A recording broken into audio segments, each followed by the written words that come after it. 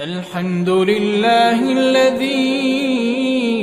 أنزل على عبده الكتاب ولم يجعل له عوجا قيما لينذر بأسا شديدا من لدنه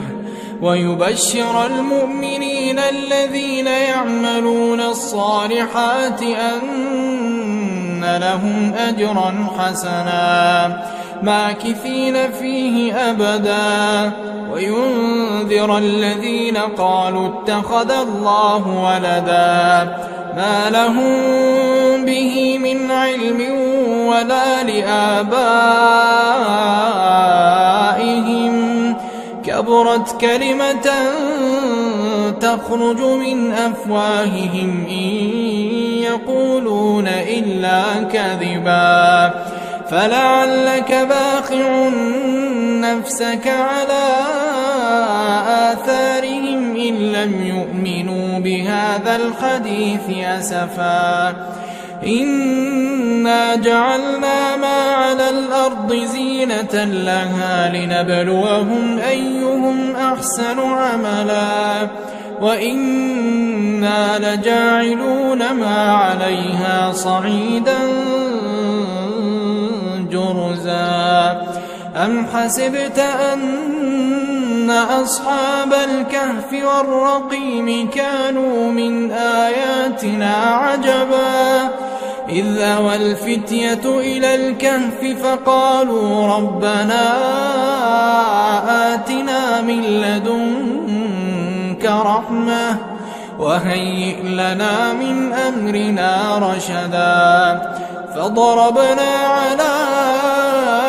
آذانهم في الكهف سنين عددا ثم بعثناهم لنعلم أي الحزبين أحصى لما لبثوا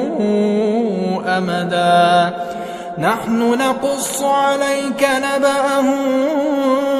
بالحق إنهم فتية آمنوا بربهم وزدناهم هدى وربطنا على قلوبهم إذ قاموا فقالوا ربنا رب السماوات والأرض لن ندعو من دونه إلها لقد قلنا إذا شططا هؤلاء قوم اتخذوا من دونه آلهة لولا يأتون عليهم بسلطان بين فمن أظلم ممن افترى على الله كذبا وإذ اعتزلتموهم وما يعبدون إلا الله فأووا إلى الكهف ينشر لكم ربكم من رحمته ويهيئ لكم من أمركم مرفقا وترى الشمس إذا طلعت تزاور عن كهفهم ذات اليمين وإذا غربت تقرضهم ذات الشمال وهم في فجوة منه ذلك من آيات الله من يهد الله فهو المهتد ومن يضلل فلن تجد له وليا مرشدا وتحسبهم أيقاظا وهم رقود ونقلبهم ذات اليمين وذات الشمال وكلبهم باسط ذراعيه بالوصيد لو اطلعت عليهم لوليت منهم فرارا ولملئت منهم رعبا وكذلك بعثناهم ليتساءلوا تعاملوا بينهم. قال قائل منهم كم لبثتم؟ قالوا لبثنا يوما أو بعض يوم. قالوا ربكم أعلم بما لبثتم فابعثوا أحدكم بورقكم هذه إلى المدينة فلينظر أيها أزكى طعاما فليأتكم برزق منه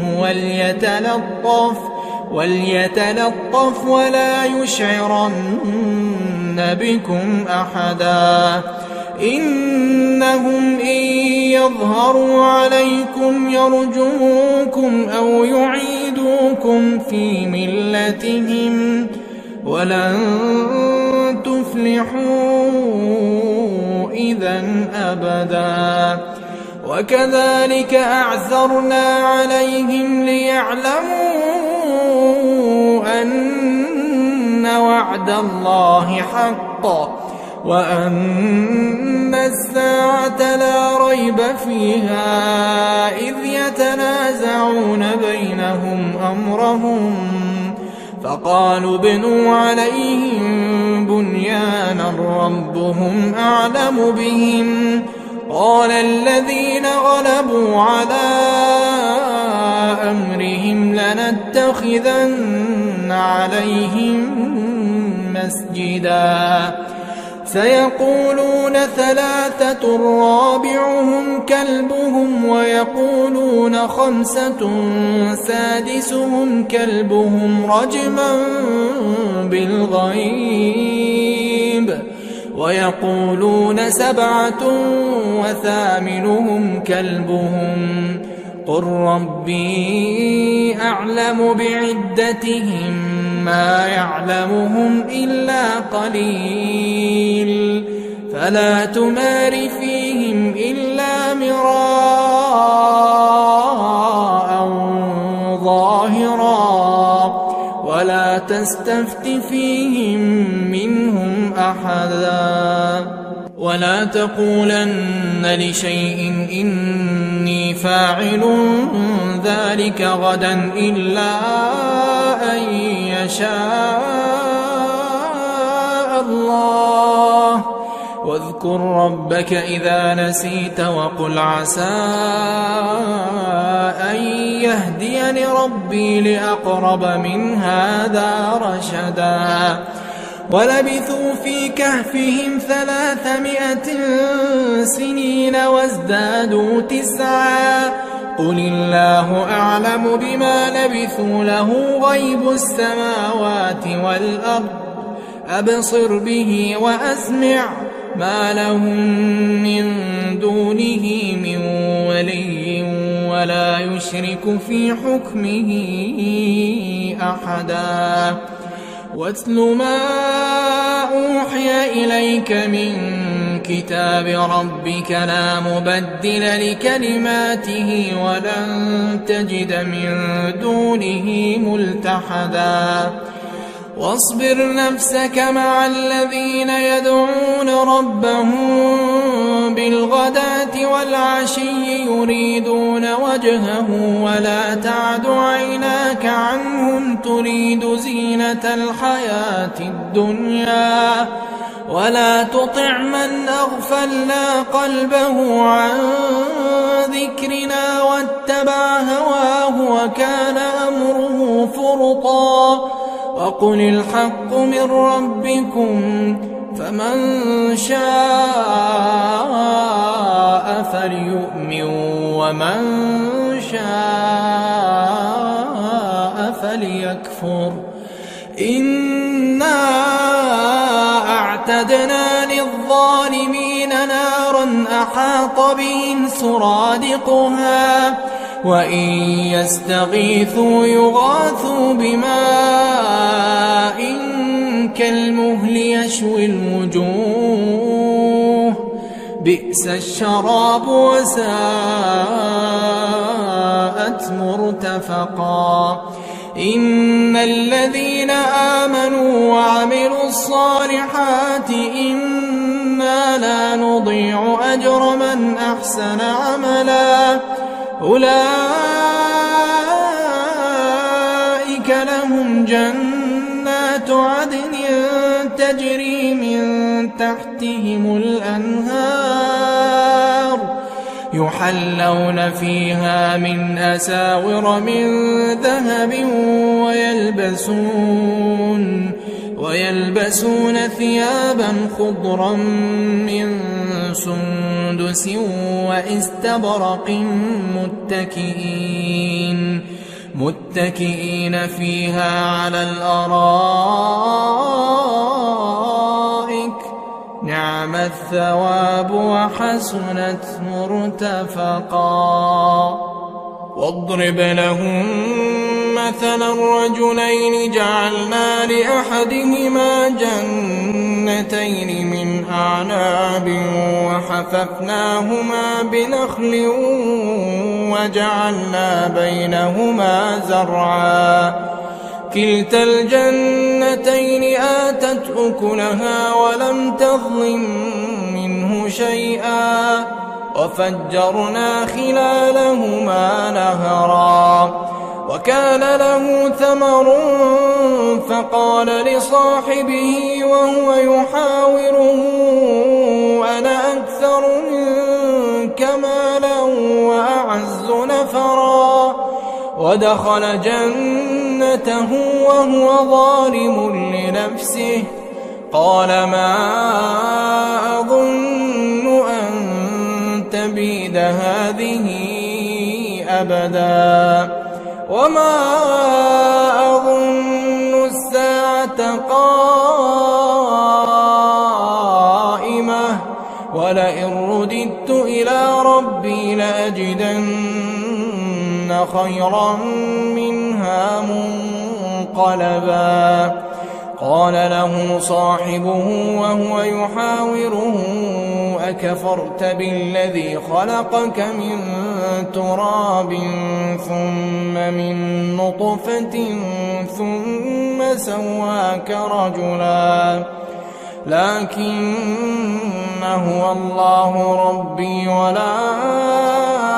أشرك بربي أحدا ولولا إذ دخلت جنتك قلت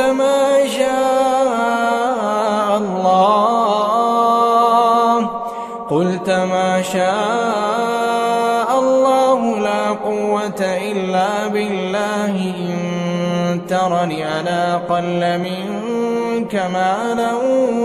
وولدا فعسى ربي أن يؤتيني خيرا من جنتك ويرسل عليها حسبانا من السماء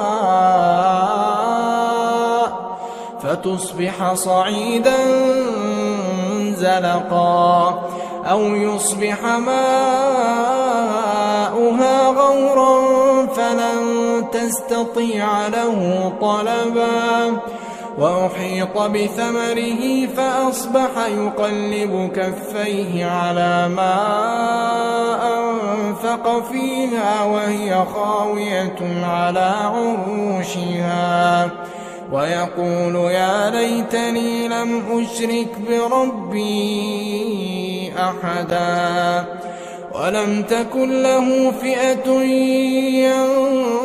ينصرونه من دون الله وما كان منتصرا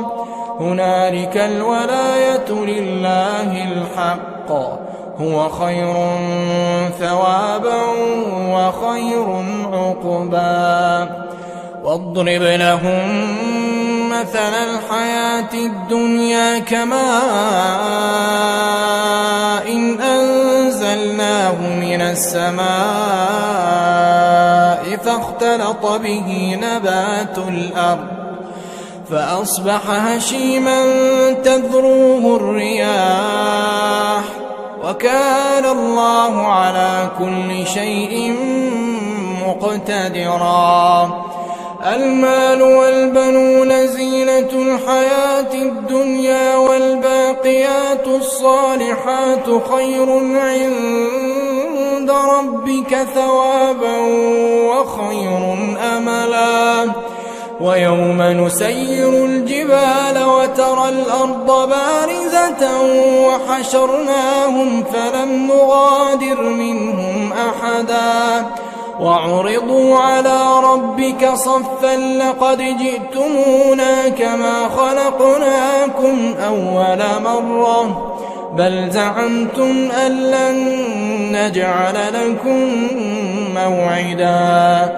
ووضع الكتاب فترى المجرمين مشفقين مما فيه ويقولون يا ويلتنا ما لهذا الكتاب لا يغادر صغيرة ولا كبيرة إلا أحصاها ووجدوا ما عملوا حاضرا ولا يظلم ربك أحدا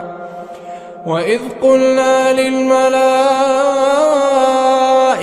اسجدوا لآدم فسجدوا إلا إبليس كان من الجن ففسق عن أمر ربه أفتتخذونه وذريته أولياء من دوني وهم لكم عدو بئس للظالمين بدلا ما أشهدتهم خلق السماوات والأرض ولا خلق أنفسهم وما كنت متخذ المضلين عضدا ويوم يقول نادوا شركائي الذين زعمتم فدعوهم فلم يستجيبوا لهم وجعلنا بينهم موبقا ورأى المجرمون النار فظنوا أنهم مواقعوها ولم يجدوا عنها مصرفا ولقد صرفنا في هذا القرآن للناس من كل مثل وكان الإنسان أكثر شيء جدلا وما منع الناس أن يؤمنوا إذ جاءهم الهدى ويستغفروا ربهم إلا أن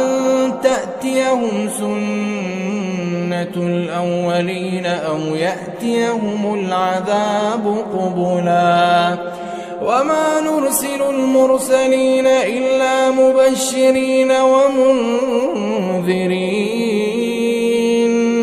ويجادل الذين كفروا بالباطل ليدحضوا به الحق واتخذوا آياتي وما أنذروا هزوا ومن أظلم ممن ذكر بآيات ربه فأعرض عنها ونسي ما قدمت يداه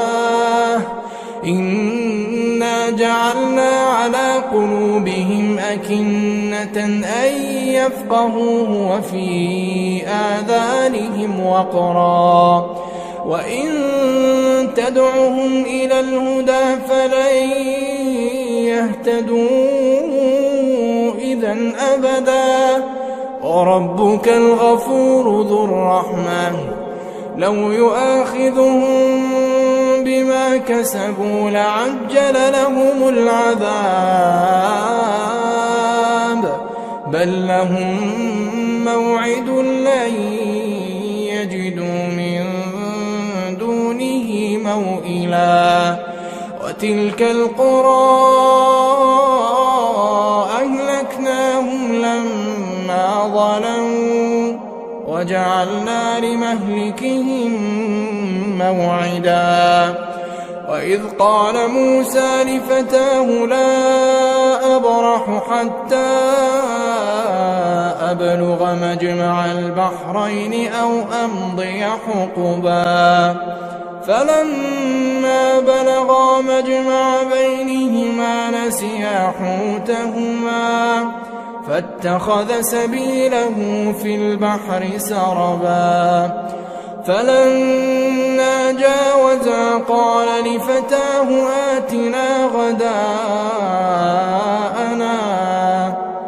آتنا غداءنا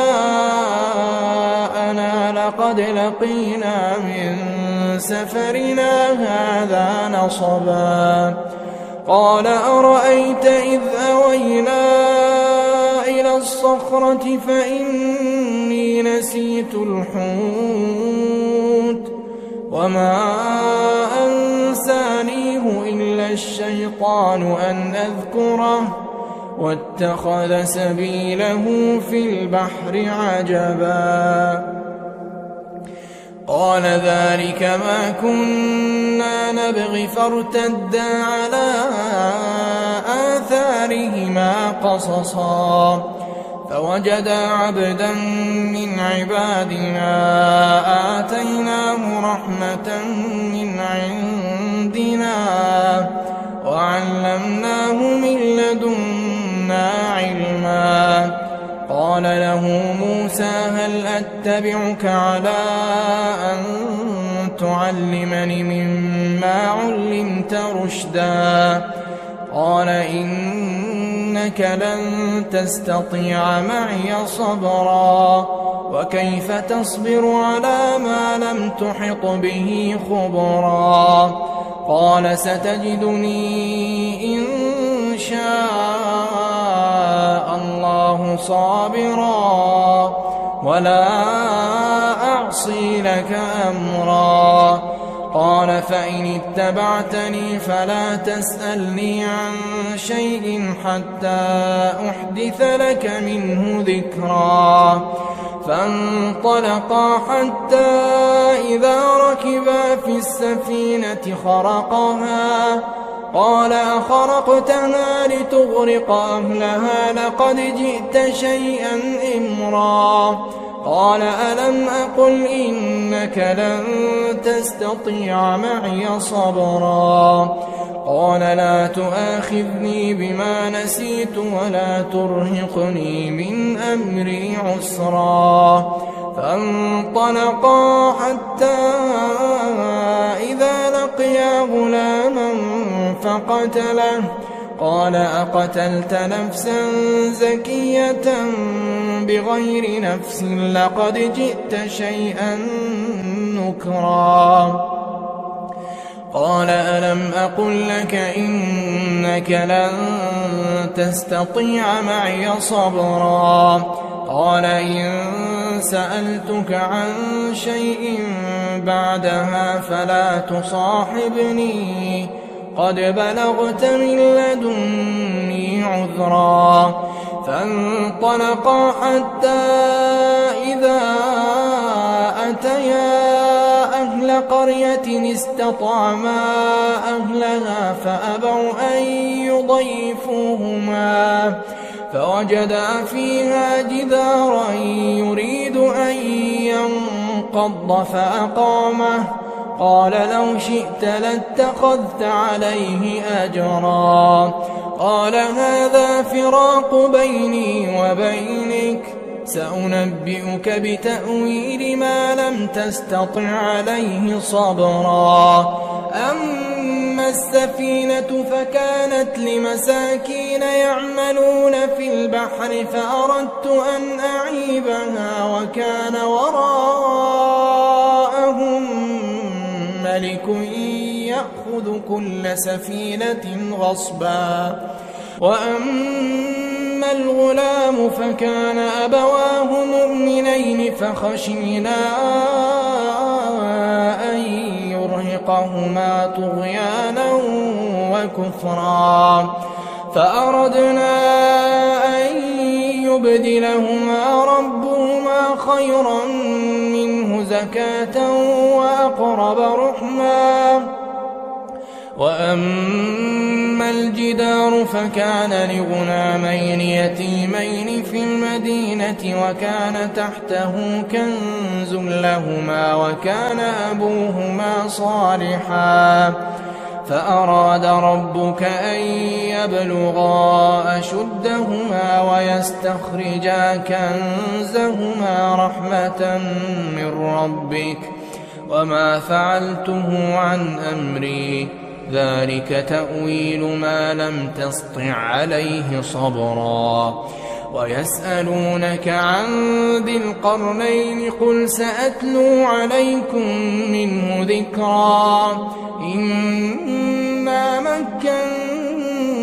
له في الأرض وآتيناه من كل شيء سببا فأتبع سببا حتى إذا بلغ مغرب الشمس وجدها تغرب في عين حمئة ووجد عندها قوما قلنا يا ذا القرنين إما أن تعذب وإما أن تتخذ فيهم حسنا قال أما من ظلم فسوف نعذبه ثم يرد إلى ربه فيعذبه عذابا نكرا وأما من آمن وعمل صالحا فله جزاء الحسنى وسنقول له من أمرنا يسرا ثم أتبع سببا حتى إذا بلغ مطلع الشمس وجدها تطلع على قوم لم نجعل لهم من دونها سترا كذلك وقد أحطنا بما لديه خبرا ثم أتبع سببا حتى إذا بلغ بين السدين وجد من دونهما قوما لا يكادون يفقهون قولا قالوا يا ذا القرنين إن يأجوج ومأجوج مفسدون في الأرض فهل نجعل لك خرجا على أن تجعل بيننا وبينهم سدا قال ما مكني فيه ربي خير فأعينوني بقوة أجعل بينكم وبينهم ردما آتوني زبر الحديد حتى إذا ساوى بين الصدفين قال انفخوا حتى إذا جعله نارا قال آتوني أفرغ عليه قطرا فما استطاعوا أن يظهروه وما استطاعوا له نقبا قال هذا رحمة من ربي فإذا جاء وعد ربي جعله دكاء وكان وعد ربي حقا وتركنا بعضهم يومئذ يموج في بعض ونفخ في الصور فجمعناهم جمعا وعرضنا جهنم يومئذ للكافرين عرضا الذين كانت أعينهم في غطاء عن ذكري وكانوا لا يستطيعون سمعا أفحسب الذين كفروا أن يتخذوا عبادي من دوني أولياء إنا أعتدنا جهنم للكافرين نزلا قل هل ننبئكم بالأخسرين أعمالا الذين ضل سعيهم في الحياة الدنيا وهم يحسبون أنهم يحسنون صنعا أولئك الذين كفروا بآيات ربهم ولقائه فحبطت أعمالهم فلا نقيم لهم يوم القيامة وزنا ذلك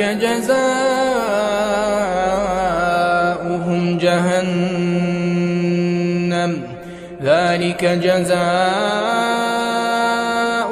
جهنم بما كفروا واتخذوا آياتي ورسلي هزوا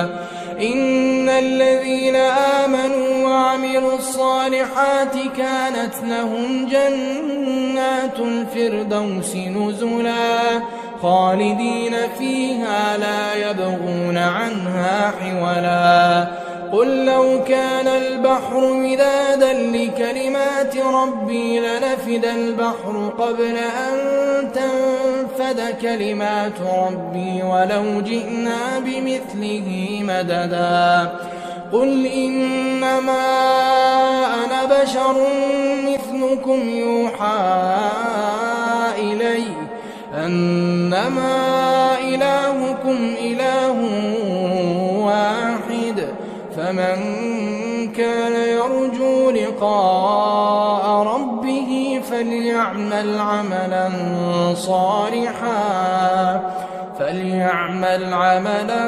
صالحا ولا يشرك بعبادة ربه أحدا.